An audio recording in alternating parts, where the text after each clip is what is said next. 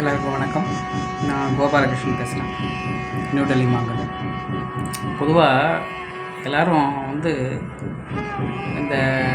ஏன்னா இப்போ சனி வக்கரமான நிலையில் இருக்குது. வக்கர சனின்னா உங்களுக்கு புரிஞ்சிருக்கும் ஏற்கனவே. ஏன்னா சாதாரணமாக சனி மந்தக்காரகன், ரொம்ப நிதானமாக தான் சுற்றுவார். ஏன்னா சூரியன்லேருந்து வெகு தொலைவில் இருக்கிறதுனால சூரிய கதிர்கள் அங்கே சென்றடையவே பல நாட்கள் ஆகும்.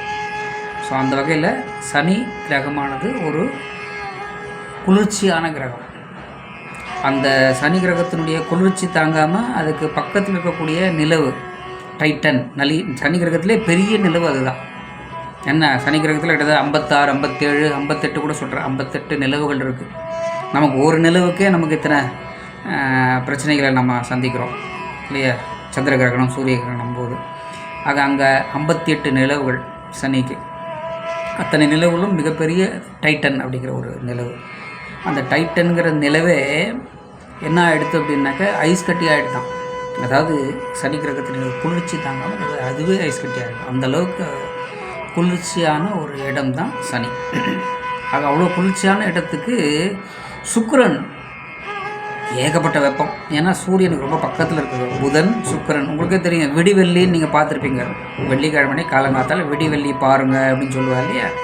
விடிகாலத்தால் 3 மணிலேருந்து அது நல்லா தெரிய ஆரம்பிச்சிடும். ஏன்னா சூரியனுடைய ஏராளமான கதிர்கள் அது மாதிரி பயங்கரமான சூடு, ரொம்ப வெப்பமான ஒரு கிரகம் அப்படின்னு பார்த்தாக்கா ஹை லெவலில் வெப்பமான கிரகம் தான் சுக்கிரனுடைய கிரகம். ஆக ஒரு வெப்பமான கிரகத்தின் மேலே அதிகமான ஈர்ப்பு எதுக்கு இருக்குது அப்படின்னாக்க சனிக்கு இருக்குது. ஏன்னா சனி குளிர்ச்சியானது. ஏன்னா நிழல் நேரமே வெயில் நேர மாதிரி குளிர்ச்சிக்கு இந்த வெப்பமான இது ரொம்ப பிடிக்கும். இதுதான் நம்ம ஜோதிட சாஸ்திரங்கள் என்ன சொல்லியிருக்கு அப்படின்னா, சனி என்ன பண்ணோன்னா சூரியனை தன் வசப்படுத்தும். எப்படின்னாக்க அதுக்கு தான் சூட்சும விதிகளில் அது என்ன பண்ணோன்னா தனக்கு உட்கொள்ளும். அப்போது சனியினுடைய சக்தியால் சுக்கிரனுடைய சக்திகள் எல்லாம் சனிக்கு உட்பட்டதாக இருக்கும். அதாவது எப்படின்னாக்கா சுக்கிரன் ஒரு உங்களுக்கு ரொம்ப ஈஸியாக புரியணும்னா சொல்கிறேன் பாருங்க, ஒரு உதாரணம் சொல்கிறேன். சுக்கிரன் ஒரு மனைவி மாதிரின்னு வச்சுக்கோங்க, சனி ஒரு கணவன். இப்போ மனைவி சுக்கிரன் உங்களுக்கு கலத்திரக்காரகன், உங்களுக்கு தெரிஞ்சிருக்கும். கலத்திரக்காரனுடைய உதவி இல்லாமல் நம்ம ஒன்றுமே பண்ண முடியாது. அப்போது கலத்திரக்காரனுடைய உதவி நமக்கு வேணும்னா நம்ம போய் நேரடியாக அவங்கக்கிட்ட கேட்க முடியாது. ஏன்னா அவங்க மனைவியாக இருக்காங்க. வேறு ஒருத்தர் மனைவியை நம்ம நேரடியாக போய் பார்த்து கேட்க முடியுமா? அதாவது அப்போது அவருடைய கணவன் மூலியமாக அவங்கக்கிட்ட கேட்கணும் இல்லையா? அது ப்ராப்பர் சேனல்னு சொல்லுவோம். அப்போ கணவராக இருக்கக்கூடியவர் சனி. இப்போ இது தெரியாமல் நிறைய பேர் என்ன பண்ணுறாங்கன்னா என்ன பண்ணுறாங்க அப்படி. அப்போது சனியை நம்ம தாஜா பிடிச்சாகணும். ஏன்னா சனி மூலிமா அவர் மனைவியாக இருக்கக்கூடிய, அதாவது ஆட்கொள்ளப்பட்ட சுக்கிரன். ஆட்கொள்ளப்பட்ட சுக்கிரன் எதை சொல்கிறோம்? சனிக்கு 3 பார்வை உண்டு. சனியினுடைய பார்வை, ஏன்னா நம்ம ஜாதகப்படி பேசலாம், அறிவியல் அப்புறம் விஞ்ஞானமும் மெய்ஞானமும் அப்புறம் வச்சுக்கலாம். முதல்ல ஜாதகப்படி பேசுவோம். அதாவது ஒரு ஜோசியம் என்ன சொல்கிறதுன்னா சனிக்கு 3 பார்வை. 3வது பார்வை, அதுக்கப்புறமா 7வது பார்வை, அதுக்கப்புறம் 10வது பார்வை. இந்த 3 இடங்களிலும் அதுக்கு பார்வை உண்டு. இந்த பார்வை இருக்கக்கூடிய பார்வைப்பட்ட இடங்களில் சுக்கிரன் இருந்தாலோ, அல்லது சுக்கிரன் வீட்டை பார்த்தாலோ, அல்லது சுக்கிரன் சனியினுடைய உச்சம், சனியினுடைய ஆட்சி, இந்த மாதிரி இடங்களில், அதாவது கும்பம், மகரம் இந்த மாதிரி இடங்கள்லையும் உச்சம் இருக்கக்கூடிய இடங்கள்லையோ சனி வந்தாலும்,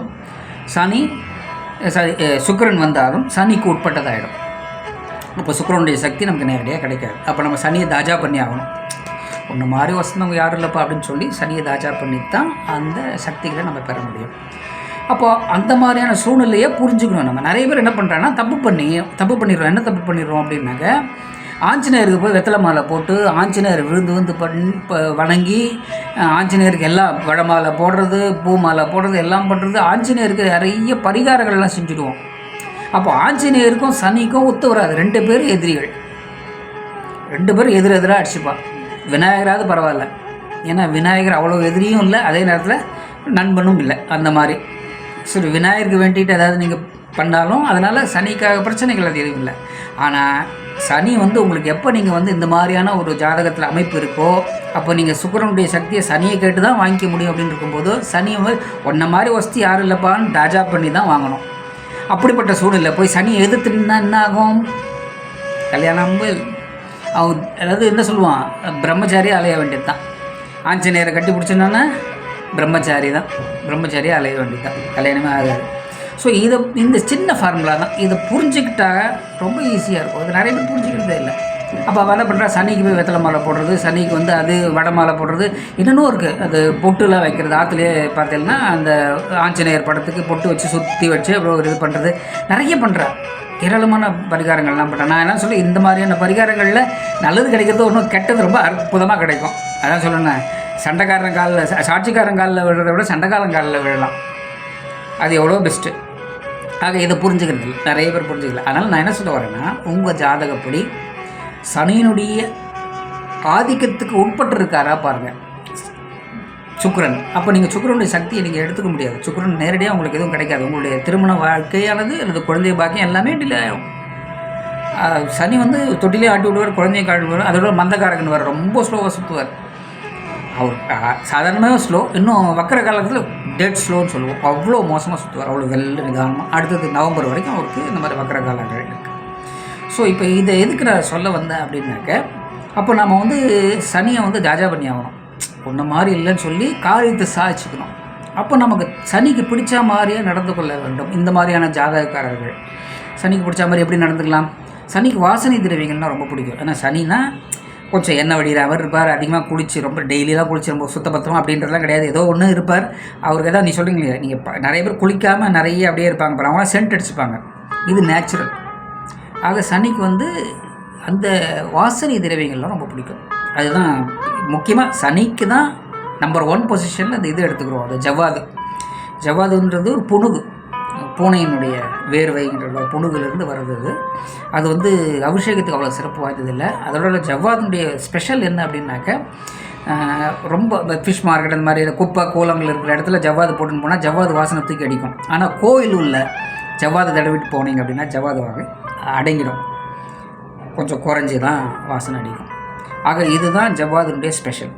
அதனால் இது நல்லா ஞாபகம். ஏன்னா இந்த ஜவ்வாதுனுடைய ஸ்பெஷலுக்கு என்னென்னா, பூனை அந்த மாதிரி அது என்ன பண்ணும், சிலர்கிட்ட ஆக்டிவ் பண்ணணும், ஆக்ஷன் காட்டுற மாதிரி, சிலர்கிட்ட இது பண்ணுற மாதிரி அதே தன்மை தான் அது. ஆக இது என்ன பண்ணணும்னா, இந்த ஜவ்வாதுக்கு இந்த மாதிரி தன்மை நீங்கள் தடவி பாருங்கள். மேலே தடவிட்டு அந்தந்த இடத்துக்கு போய் பார்த்தீங்கன்னா உங்களுக்கு அதனுடைய அருமைகள் பெருமைகள்லாம் தெரிய வரும். ஆக இந்த வாசனை திரவியங்கள் பயன்படுத்தினா சனிக்கு ரொம்ப பிடிக்கும். அப்போ நம்ம என்ன பண்ணோம், நிறைய சென்ட்டு போடுறது, பர்ஃப்யூம் போட்டுக்கிறது, இந்த மாதிரி சந்தனம், ஜவ்வாது இதெல்லாம் பூசிக்கிறது. இதனால் என்ன ஆகும்னா, சனியினுடைய ஆசீர்வாதம், அதாவது சுக்கிரனுடைய ஆசீர்வாதம், சனியினுடைய ஆசீர்வாதம் நமக்கு கிடச்சி அதன் மூலமாக சுக்கிரன் ஒரு 25% ஆக்டிவேட் ஆனால் கூட போகிறோம். நமக்கு திருமண பாக்கியம், குழந்தை பாக்கியம், உத்தியோக உயர்வு எல்லாமே கிடச்சிடும்.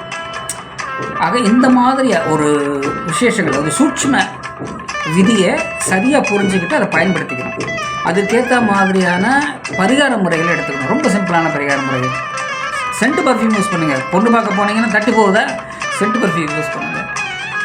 ஏன்னா சனியினுடைய ஆதிக்கம் சனியினுடைய பிரச்சனைகள் இருந்ததுன்னா அவருக்கு பிடிச்ச மாதிரி நடந்து அதை வெற்றி எடுத்துக்கணும். நமக்கு அவ்வளோதான், நமக்கு அதுதான் முக்கியம். ஆக சனிக்கு இன்னொன்று பிடிக்கிறதுன்னா எண்ணெய்களில் நம்மளை முட்டிக்காலேருந்து கீழ்பாத வரைக்கும் எண்ணெய் தடவை வருதுங்கிறது. அதாவது நீங்கள் இதுக்கு உட்காந்து ஆராய்ச்சியெல்லாம் பண்ணியிருக்கோம். எண்ணெயை தலையில் தடவினா வழியும். அதுக்கப்புறம் எண்ணெய் எங்கெங்கெல்லாம் யூஸ் பண்ணலாம், எப்படிலாம் பண்ணலாம் அப்படின்னு உட்காந்து நிறைய பேர் கொடுத்து, இது 25 வருஷமாக எத்தனை பேர் கொடுத்து அதில் எதில் அவங்களுக்கு நிறைய ஒரு பாசிட்டிவ் வைப்ஸ் கிடைக்கிறது அப்படிங்கிறத பார்க்கும்போது காலில் தடவிக்கிறது தான் எண்ணெயை காலில். ஏன்னா காலுக்கு தான் அவருக்கு ரொம்ப விருப்பம். சனி முதல்ல எல்லாரையும் பிடிக்கக்கூடியது கால் வழியாக தான் பிடிப்பார். உங்களுக்கு அது நிறைய கதைகள்லாம் இருக்குது, நிறைய உதாரணங்கள்லாம் இருக்குது. அது காலில் தான் அவர் பிடிச்ச மாதிரி வச்சுட்டோம் அப்படின்னாக்கா அவர் நமக்கு வேணுங்கிறத, அதாவது நாம் கேட்டுக்கொள்வதை, நம்மளுடைய கோரிக்கைகளை காது கொடுத்து கேட்பார். ஸோ இது ஒரு வசதி. அதனால் முதல்ல உங்கள் ஜாதகத்தில் நீங்கள் நல்லா தெரிஞ்சுக்கோங்க, இவரை எதிர்த்து தான் நிற்கிறோமா இல்லை இவரை தாஜா பண்ணி காரியத்தை சாட்சிக்கணுமா அப்படின்றது. ஆக சுக்கிரன் கெட்டு போயிட்டால், கலத்திரகாரகனான சுக்கிரன் கெட்டால் ஒன்றும் நடக்காது. பிரம்மச்சாரி தான், அலைஞ்சிக்கிட்டு தான் இருக்கணும். ஆக அந்த மாதிரியான ஒரு சூழ்நிலை இருக்கும்போது நீங்கள் அது என்னதுன்னா சண்டால யோகம்லாம் வரும், அந்த மாதிரிலாம் வரும். இன்னும் சில இதெல்லாம் வேறு அந்த மாதிரி நிறைய மோசமான சில என்ன சொல்லுவோம் யோகங்கள்லாம் வரும். அதையும் பயன்படுத்திக்கலாம். சில மோசமான யோகங்களையும் பயன்படுத்திக்கலாம். அதாவது மாவு விற்க போனால் காத்தடிக்குது, உப்பு விற்க போனால் மழை பெய்யுதுன்னா மாற்றி யோசிக்கலாம். ஆக அதுக்கும் நிறைய வழிகள் உண்டு. ஆக எல்லாத்தையுமே யோசிக்கணும். அதான் மதியால் வெல்றது. மதியன்னா நிலவு தான் சொல்லுவோம். இந்த புத்தியுக மதியில் மதி என்றால் நிலவுன்றதுக்கு நிலவு என்ன பண்ணோன்னா ரிஃப்ளெக்ஷன். எல்லா கோள்களிலிருந்து வரக்கூடிய கதிர்கள் அந்த வீச்சுக்களை வாங்கி அதை இலகுவாக்கி பதப்படுத்தி நமக்கு தருகிறது. அதனால் சந்திரன் வந்து நமக்கு ராசி நாயகனாக ஏற்றுக்கொள்ளப்பட்டிருக்கிறோம். அதனால் முக்கியமாக சந்திரனை வைத்து தான் நம்மளோட ராசியை நம்ம என்ன ராசி, சிம்ம ராசியா, மகராசியா, மகர ராசியா, அந்த மாதிரி கண்டுபிடிக்கிறது சந்திரனை மையமாக வைக்கலாம், உங்களுக்கு தெரிஞ்சுக்கணும். ஸோ அதனால தான் அது. ஆக இந்த விஷயத்தை நான் இந்த வீடியோவில் உங்களுக்கு நான் சொல்ல போகிறது என்ன அப்படின்னா, முதல்ல நீங்கள் உங்கள் ஜாதகத்தை படி, இல்லை நீங்களே டெஸ்ட் பண்ணி பார்க்கலாம். நீங்கள் வந்து சாதாரணமாக சென்ட்லாம் போடாமல், பர்ஃப்யூம்லாம் போடாமல், ஒரு ரொம்ப ஒயிட் கலரில், ரொம்ப டார்க்கே இல்லாமல் லைட் கலரில் ஆஃபீஸ்க்கு போங்க. அப்போ எப்படி நடக்குதுன்னு பாருங்கள். அடுத்த நாள் என்ன பண்ணுங்க, நல்லா டார்க் கலரில் கொஞ்சம் சென்ட் பர்ஃப்யூம்லாம் போட்டு போங்க. அப்போ உங்களுக்கு எப்படி அட்டென்ஷன் இருக்குன்னு பாருங்கள். இது ரெண்டுத்தில் டார்க் கலரில் போடுறதையும் சென்ட் பர்ஃப்யூம் போட்டு அட்ராக்ஷன் வந்தது அப்படின்னாக்க உங்களுக்கு சனியினுடைய ஆதிக்கம் இருக்குது. நேச்சுரலாகவே உங்கள்கிட்ட சனியினுடைய ஆதிக்கம் இருக்குது. இல்லை அப்போ நீங்கள் கலர் ஷர்ட்டை போட்டு, அதாவது ஒரு டார்க் கலரில் போட்டு அதுக்கப்புறமா சென்ட் பர்ஃப்யூமில் உங்களுக்கு அவ்வளோ பெரிய ஒரு எஃபெக்ட் இல்லை அப்படின்னாக்க அப்போ சனியினுடைய ஆதிக்கம் உங்கள்கிட்ட இல்லை. ரொம்ப சிம்பிளாக போகலாம். அப்போ சனி ஆதிக்கம் இருக்கிறதுனா அவருக்கு பிடிச்ச மாதிரி நடந்துக்கணும். அவர் வழி கிடையாது. இந்த மாதிரியான வழிகளெல்லாம் சனி காலங்காலத்தில் எழுந்ததுக்கு வருமா, பல்லு தேய்ச்சிங்களா தேய்க்கலையா, ஒரே ஒரு பிஸ்கெட்டை கூட பிச்சு காக்காய்க்கு போடலாம். அதுவும் சனிக்கான ஒரு நல்ல ஒரு பரிகாரம். அதாவது இதெல்லாம் சைடு எஃபெக்டே இல்லாத ஒரு அருமையான பரிகாரம். நான் சொல்லி சைடு எஃபெக்ட் தான் என்ன, நம்ம ஏதோ ஒன்று செய்ய போய் அது நமக்கு இன்னும் பாவத்தையும் சாபத்தையும் கொண்டு வந்து கொடுக்காம நம்ம செய்கிறதுக்கு ஒரு பலனை கொடுக்கறது தான் உண்மையான பரிகாரம். இப்போ நம்ம இன்னும் இதெல்லாம் போடுறோம், இது நான் வந்து ஹோமம் பண்ணுறேன் சார், இதுக்காக பரிகாரம் ஹோமம் 50,000 குறைஞ்சபட்சம் ஒரு ஹோமம்னா 50,000 குறைவு கிடையவே கிடையாது. அதுக்கு மேலே நல்லா 1 லட்சம், 1.5 லட்சம், 2 லட்சம்லாம் ஹோமம் இருக்குது. ஸோ இவங்க என்ன பண்ணுவாங்க, பணத்தை செலவு பண்ணி ஹோமம் பண்ணி, ஹோமத்தில் இருக்கக்கூடிய ஹோமத்தை கலந்துக்கிறவங்களும் சரி, ஹோமத்தை செஞ்சு வைக்கிறவாலும் சரி, சாஸ்திரிகள் இருக்கிற அவர் செஞ்சு வைக்கிறவரும் வாத்தியார் அவரும் ரொம்ப சுத்தமாக இருக்கணும், சுத்தபத்தமாக இருக்கணும், ரொம்பவும் ஸ்ரத்தையாக செய்யணும், சரியான முறையில் செய்யணும். கொஞ்சம் பிசகி செஞ்சாலும் அந்த ஹோம காரியங்களால் அவளுக்கு பாவமோ சாபமோ தான் வந்து சேருமே தவிர நல்லதெல்லாம் வராது. அதுதான் சைடு எஃபெக்ட். ஆக ஒரு ஹோமம் செஞ்சு நமக்கு ஒரு விடியல் வரும் அப்படின்னு நினச்சி நீங்கள் போய் அந்த ஹோமத்தை நீங்கள் சத்தியாக செய்யாமல் அதுலேருந்து இன்னும் பாவத்தை தான் மூட்டை கட்டிக்கிற மாதிரி. ஆனால் இதுதான் சைடு எஃபெக்ட்னு சொல்லுவோம். அதனால் நீங்கள் ஒரு பரிகாரத்தை செய்யறதுக்கு முன்னாடி அதில் எந்த சைடு எஃபெக்டும் இல்லை அப்படிங்கிற மாதிரி எளிய பரிகாரங்களை எடுத்துக்கோங்க. நான் சொல்கிறது எல்லாமே பார்த்தீங்கன்னா ரொம்ப செலவே கிடையாது. அந்த மாதிரி பரிகாரங்கள் தான். அதுவும் பட்டு மோசமாக இது வரைக்கும் கல்யாணமே இல்லை. மரத்தை வெட்டி, வாழை மரத்தை வெட்டி, கழுதைக்கு குதிரைக்கு எல்லாத்துக்கும் கல்யாணம் பண்ணியிருப்பாங்க. அதுக்கப்புறம் கூட கல்யாணம் ஆகலை அப்படின்னு வருவாங்க. இது ஆகுமா ஆகாத, முதல்ல அவங்க கேள்வி கேட்குறது அது ஆகுமா ஆகாது அப்படின்னு. ஸோ அந்த மாதிரி வரவங்களுக்கும் வாய்ப்புகள். ஸோ இதனால் நான் என்ன சொல்ல வரேன் அப்படின்னாக்க, முதல்ல கவனிங்க. இன்றைக்கி நான் உங்களுக்கு சொல்ல விட்டது சுக்கிரன், கலத்திரக்காரகனான சுக்கிரன். அவர் கெட்டு போனால் என்னென்ன இது, அவரை குறைஞ்சபட்சம் சுக்கிரனுடைய சக்தி நமக்கு ஒரு 15-20% இருந்தால் கூட போகிறோம். 100% ஆக்டிவேட்லாம் பண்ண முடியாது. அதெல்லாம் சும்மா கதை, யார் சொன்னாலும் நம்பாதீங்க. ஆக்டிவேஷன் பண்ணுறது, அதாவது அந்த சக்தியை இன்னும் அதிகமாக்குவது அப்படிங்கிறது 100% பண்ண முடியாது. 15-20% இல்லை 25%, அதிகபட்சம் 25% பண்ண முடியாது. அந்த சதவீதமே போதுமானது. திருமண பாக்கியம், குழந்தை பாக்கியம், உத்தியோக உயர்வு, சுபிட்சம், சந்தோஷம், மகிழ்ச்சி எல்லாத்தையும் கொண்டு வரலாம். ஆக இந்த 25% எப்படி ஆக்டிவேட் பண்ணுறது? இந்த 20% நம்ம எப்படி தெரிஞ்சுக்கிறது? நம்ம சனி இத்தனை சதவீதம் தான் நமக்கு இருக்குது அப்படின்னா, அஷ்டவர்க்க பரல்கள், சுயவர்க்க பரல்கள் மூலிமா ரொம்ப அற்புதமாக அதை கண்டுபிடிக்கலாம். ஸோ உண்மையிலே நீங்கள் ஒரு ஜோஷியராக இல்லை கற்றுக்கிறீங்க அப்படின்னாக்கா உங்களுக்கு ஈஸியாக தெரிஞ்சிருக்கும். அஷ்டவர்க்க சுயவர்க்க பரல்கள் போட்டிங்கனாலே 30 பரல்களுக்கு மேலே, அதாவது பொது பரல்களில் 30 பரல்களுக்கு மேலே போனாலே எக்ஸலண்ட்டுன்னு அர்த்தம்.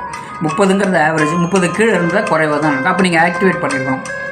அப்போ நல்ல கிரகங்களுக்கு நம்ம ஆக்டிவேட் பண்ணணும். இல்லை கெட்ட கிரகங்கள் நமக்கு இருக்குது, அதுக்கு ஜாஸ்தி பவர் இருக்குது, 30க்கு மேலே இருக்குது அப்படின்னா அதை டீஆக்டிவேட், குறைக்கணும்னு அர்த்தம். ஸோ இதெல்லாம் புரிஞ்சுக்கோங்க. ரொம்ப சிம்பிளானது. இந்த சிம்பிளான ஃபார்முலா அதை இந்த ஜோசியத்தில் எடுத்துகிட்டு வந்து எல்லாருக்கும் பயன்படக்கூடிய அளவில் கொடுக்கணும். அதுதான் முக்கியம். ஸோ அதனால் அடுத்த தடவை நீங்கள் என்ன பண்ணுங்கள், சனியை எதிர்க்கணுமா இல்லை சனி கூட சேர்ந்து காரியத்தை சாதித்து கொள்ள வேண்டுமா அப்படிங்கிறத நல்லா யோசிங்க. அதை முதல்ல கண்டுபிடிங்க. உங்கள் வாழ்க்கையில் அதை கண்டுபிடிச்சிட்டிங்கன்னா போகிறோம். ஆக அதை மட்டும் கண்டுபிடிச்சிட்டிங்க அப்படின்னாக்கா சனியை நீங்கள் தாஜா பிடிச்சி எல்லா வேலைகளும் பிடிச்சிக்கலாம். அதுக்காக நீங்கள் பிரம்மச்சாரியாக உட்காந்துட்டு இருக்கணும்னு அவசியம் இல்லை. நல்லா ஞாபகம் வச்சுக்கோங்க. ஆக சனியை எதிர்க்கணுமா இல்லை சனியை எதிர்க்கு தான் ஆகணும், உங்களுக்கு எல்லா விதத்துலேயும் ஒரு கெடுதல் தருகிறார் அப்படின்னு இருந்ததுன்னா கெட்டியாக பிடிச்சிக்கோங்க. இவரை ஆஞ்சநேயரை கெட்டியாக பிடிச்சிக்கோங்க. ஸோ ரெண்டுமே இல்லை, எதுக்கவும் முடியாது, அதுக்காக ஒரேடியாக சரணடையவும் முடியாது. அவர் தூக்கி வச்சுக்கவும் முடியாது, எடுக்கவும் முடியாது. அப்படின்னா விநாயகர் இருக்கார். விநாயகருக்கு செய்கிறதுனால, விநாயகருக்கு செய்யக்கூடிய பரிகாரங்கள் இது மட்டுப்படும். இது 2 தான் ரொம்ப சிம்பிளானது, ரொம்ப அருமையான ஒரு வாய்ப்பு. ஸோ அதனால் ஸ்ரீராம ஜெயம் சொல்லலாம், ரொம்ப அற்புதமான ஒரு வரப்பிரசாதம், நல்ல அற்புதமான இது. ஆனால் அது ஆஞ்சநேயருக்கு பலம் இருந்தாலும் சனிக்கும் ஸ்ரீராம ஜெயம் சொல்கிறது ரொம்ப பலம்தான், ரொம்ப அற்புதமான ஒரு இது. ஆனால் இதை மட்டும் கவனமாக வச்சுக்கோங்க. ஆஞ்சநேயரை தூக்கி வச்சு கொண்டாடணும் அப்படின்னு நீங்கள் நினச்சிங்க அப்படின்னாக்க, முதல்ல உங்கள் ஜாதகங்களில் உங்களுக்கு சனி எப்படிப்பட்ட சூழ்நிலையில் இருக்கிறாருன்றது தெரிஞ்சுக்கிட்டு அதை கூட செய்யுங்க. அதனால் ஆஞ்சநேயர் கோயிலுக்கு போய் ஏதாவது நீங்கள் வேண்டுதலை செலுத்துறதுக்கு முன்னால் இதை நல்லா தெரிஞ்சுக்கிட்டு செய்யுங்க. நன்றி, வணக்கம். மீண்டும் அடுத்த ஒரு பதிவில் நிறைய சின்ன சின்ன விஷயங்கள் தான், ரொம்ப அற்புதமான விஷயங்கள். இன்னும் அடுத்தடுத்து நான் நிறைய உங்களுக்கு யோகங்களை, அது வரமா சாபமா, அதை எப்படிலாம் பயன்படுத்திக்கலாம், நிறைய யோகங்கள் இருக்குது. ஆனால் நிறைய பேருக்கு செல்ல காசாக வச்சுக்கிட்டு இருக்காங்க. அந்த யோகம் இருக்கிறதே அவங்களுக்கு தெரியல. அந்த யோகம் மட்டும் அவங்களுக்கு தெரிஞ்சு போச்சு, விஷயம் தெரிஞ்சுக்கிட்டான்னு வச்சுக்கோங்க. அதனால் அந்த யோகத்தை அப்படியே ஆக்டிவேட் பண்ணிடலாம். ஏன்னா அதனால தான் சொல்லுவோம், யோகங்கள் வரமா சாபமா. ஏன்னா சில யோகங்கள் அவங்களுக்கு தெரியாமல், அவங்களுக்கு அந்த பலன் தெரியாமல் அதில் போய் விழுந்து விட்டில் பூச்சியாக உட்காந்துருக்காங்க. சில யோகங்கள் கெடுதல் தந்தாலும் அதிலிருந்து தப்பிச்சு அதுக்கு எதிராக நடந்து மாற்றிக்கலாம், அதை அப்படியே நமக்கு நன்மை தரும் வகையில் மாற்றிக்கொள்ளலாம். ஸோ இதெல்லாம் தெரிஞ்சுக்கலாம். ரொம்ப சிம்பிளானது தான், அதாவது சிம்பிள் லாஜிக் தான் சொல்லணும். பெருசாக இன்னும் ஜோசியம் தெரிஞ்சவங்க தான் தெரிஞ்சுக்கணும் அப்படிலாம் இல்லை, உங்களுக்கு ரொம்ப சிம்பிளாக தெரியும். ஆக யார்கிட்ட நீங்கள் காரியம் ஆகணுமோ அவங்கக்கிட்ட போய் ஒன்றை மாதிரி வசதியாக யாரும் இல்லைன்னு சொல்லி காரியத்தில் சாட்சிக்கிறோம்ல, அப்படி தாங்க. ஆக அதற்கான பரிகாரங்களை செய்யும்போது பலன் நல்லா தரும். நன்றி, வணக்கம். மீண்டும் அடுத்த வாட்ஸ்அப் பதிவில் அதுவும் உங்களுக்கு உபயோகமான ஒரு இதில் சந்திப்போம். நன்றி.